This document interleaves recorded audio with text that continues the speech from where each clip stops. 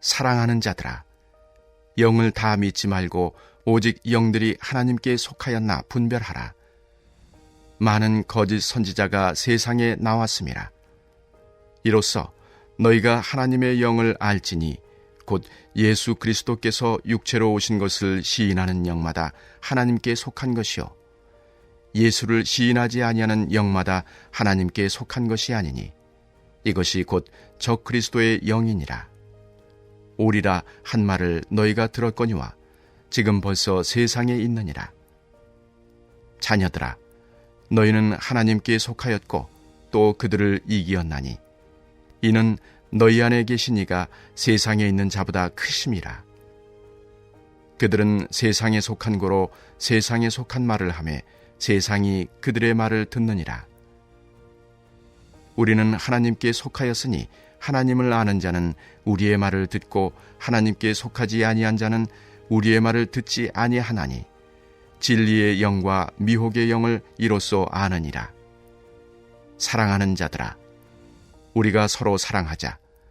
사랑은 하나님께 속한 것이니 사랑하는 자마다 하나님으로부터 나서 하나님을 알고 사랑하지 아니하는 자는 하나님을 알지 못하나니 이는 하나님은 사랑이심이라. 하나님의 사랑이 우리에게 이렇게 나타난 바 되었으니 하나님이 자기의 독생자를 세상에 보내심은 그로 말미암아 우리를 살리려 하심이라. 사랑은 여기 있으니 우리가 하나님을 사랑한 것이 아니요 하나님이 우리를 사랑하사 우리 죄를 속하기 위하여 화목제물로 그 아들을 보내셨음이라. 사랑하는 자들아, 하나님이 이같이 우리를 사랑하셨은즉 우리도 서로 사랑하는 것이 마땅하도다. 어느 때나 하나님을 본 사람이 없으되 만일 우리가 서로 사랑하면 하나님이 우리 안에 거하시고 그의 사랑이 우리 안에 온전히 이루어지느니라. 할렐루야! 오늘도 예배하는 심령마다 하나님의 사랑과 은혜가 충만하시기를 축원합니다.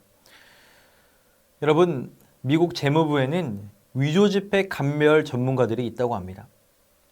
이들은 가짜 돈을 보며 훈련하지 않고 오히려 진짜 지폐반을 수년 동안 수만 번 만지며 색감과 질감, 냄새까지 완벽하게 익힌다고 합니다.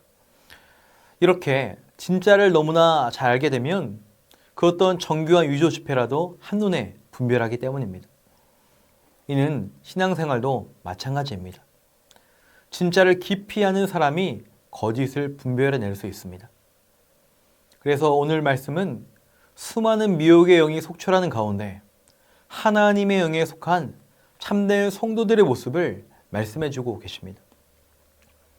오늘 말씀을 통해 우리가 이 땅에 있는 거짓을 분별해내고 참된 성도의 모습으로 살아가는 은혜가 있기를 예수님의 이름으로 간절히 축원합니다. 첫 번째로 하나님의 영에 속한 사람들의 특징은 예수님께서 육신으로 오신 예수님의 성육신을 믿음으로 고백하는 것입니다.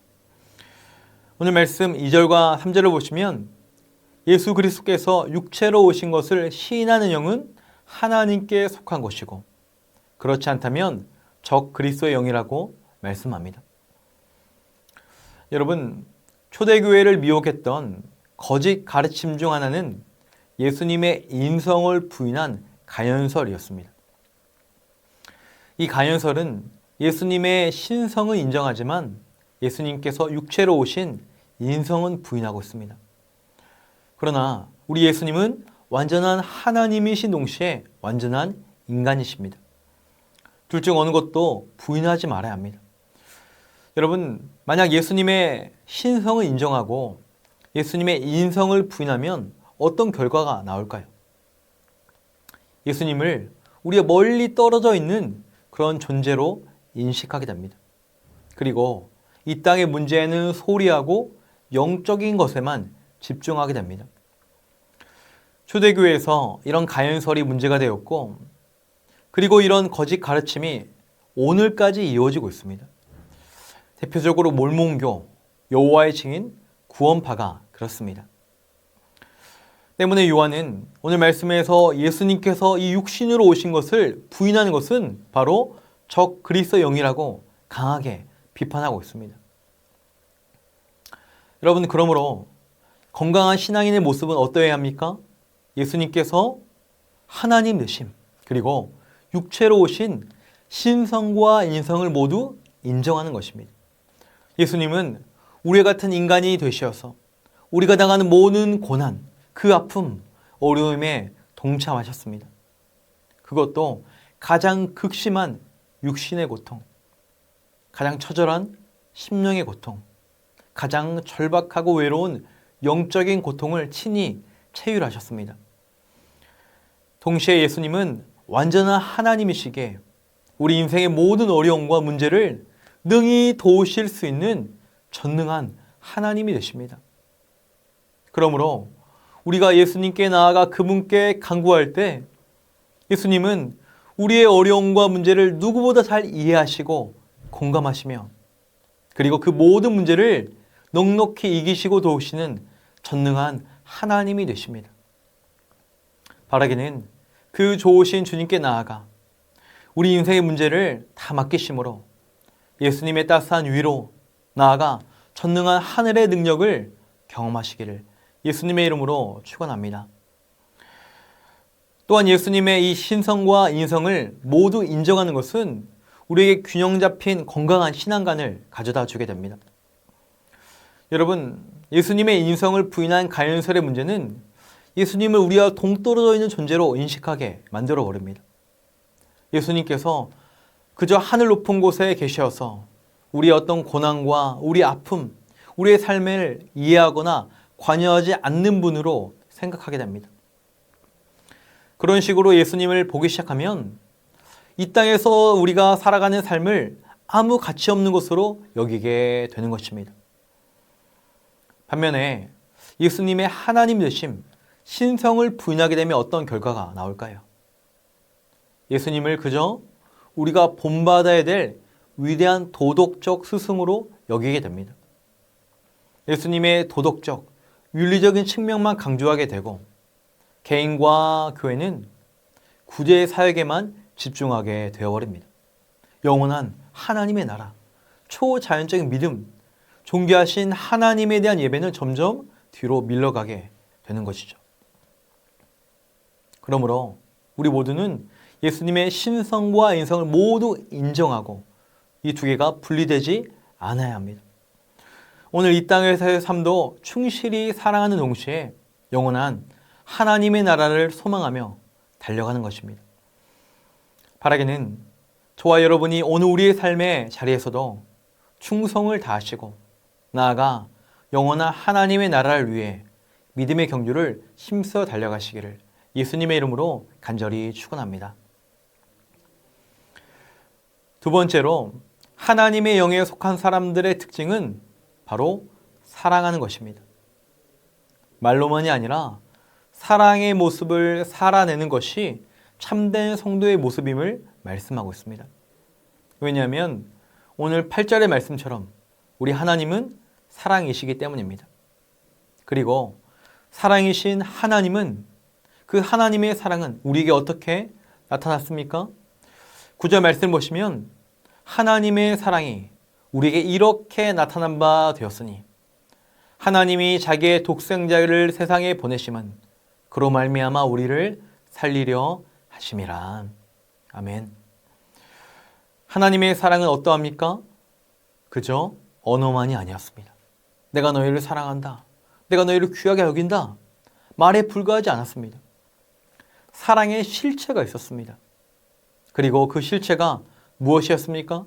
바로 자신의 유일한 아들 독생자 예수님을 이 땅에 보내시어 우리를 살리신 십자가의 사랑을 말씀하고 있습니다. 나아가 10절을 보시면 사랑은 여기 있으니 우리가 하나님을 사랑한 것이 아니요 하나님이 우리를 사랑하사 우리 죄를 속하기 위하여 화목 제물로 그 아들을 보내셨음이라. 할렐루야. 더 놀라운 것은 하나님이 먼저 우리를 사랑하셨다라는 거예요.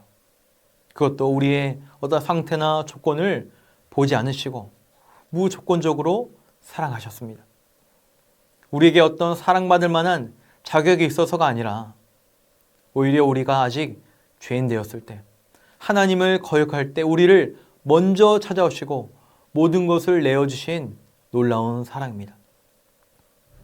이 놀라운 사랑을 받았다면, 하나님의 자녀라면 이제 너희도 서로 사랑하라 라고 말씀하십니다.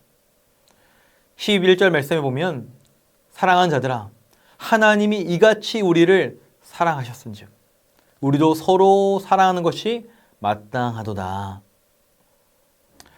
하나님의 놀라운 사랑을 받았으니 이제 너희가 서로 사랑하는 것이 마땅하다라고 증언합니다. 여기서 마땅하다라는 말을 헬라어 원어로 보면 그리스도인의 의무라는 뜻을 지니고 있습니다. 여러분, 이것이 우리의 신앙생활에서 너무나도 중요합니다. 신앙이 깊어진다는 것, 믿음이 깊어진다는 것은 무엇일까요? 말이 아니라 사랑으로 드러나야 합니다. 어린아이는 받는 것에 익숙하지만 부모가 되면 주는 것입니다. 희생하고 섬기는 것입니다. 하나님은 우리가 신앙의 초보, 어린아이가 아니라 영적 아비가 되길 원하고 계십니다. 바라기는 저와 여러분이 하늘 아버지의 그 사랑을 본받아 우리도 그 사랑을 증거하는 축복의 통로요, 사랑의 통로가 되시기를 예수님의 이름으로 축원합니다. 그리고 우리가 이같이 하나님의 사랑을 본받아 서로 사랑할 때 놀라운 역사가 일어나는데요. 12절 말씀을 보면 어느 때나 하나님을 본 사람이 없으되 만일 우리가 서로 사랑하면 하나님이 우리 안에 거하시고 그의 사랑이 우리 안에서 온전히 이루어지느니라. 아멘. 여러분, 하나님은 우리의 눈에 보이시지 않습니다. 그러나 우리가 서로 사랑할 때 보이지 않는 하나님이 우리 가운데 역사하시고 보이게 된다는 거예요. 하나님의 나라가 우리 가운데 이루어진다라고 말씀합니다. 우리의 사랑의 그 모습을 통해 세상이 보이지 않는 하나님을 보게 됩니다. 보이지 않는 하나님을 느끼게 되고 알게 됩니다. 사랑하는 성도 여러분, 새해를 맞이하여 하나님의 사랑을 본받아 서로 사랑하시기를 축원합니다. 여러분의 가정과 직장과 교회와 삶의 모든 자리에서 서로 사랑하시기를 바랍니다. 말로만이 아닌 행동으로 보여주시기 바랍니다. 그리고 먼저 사랑하시기 바랍니다. 그리고 끝까지 사랑하시기를 바랍니다. 그리하여 저와 여러분의 삶을 통해 우리를 만나는 모든 이들이 하나님을 보게 되고 느끼게 되고 우리가 속한 모든 공동체에 아름다운 천국, 사랑의 역사가 일어나기를 예수님의 이름으로 간절히 축원합니다. 이 시간 말씀을 기억하며 함께 기도하기 원합니다. 거짓의 영을 분별하게 하시고 참된 성도의 모습으로 살아가게 하소서. 예수님은 완전한 하나님이시며 완전한 인간이심을 고백하게 하시고 사랑이신 하나님을 본받아 사랑의 열매를 맺게 하옵소서. 성령께서 새 성전 건축의 모든 과정을 친히 인도하사 모든 과정이 순종하게 인도함 받게 하옵소서.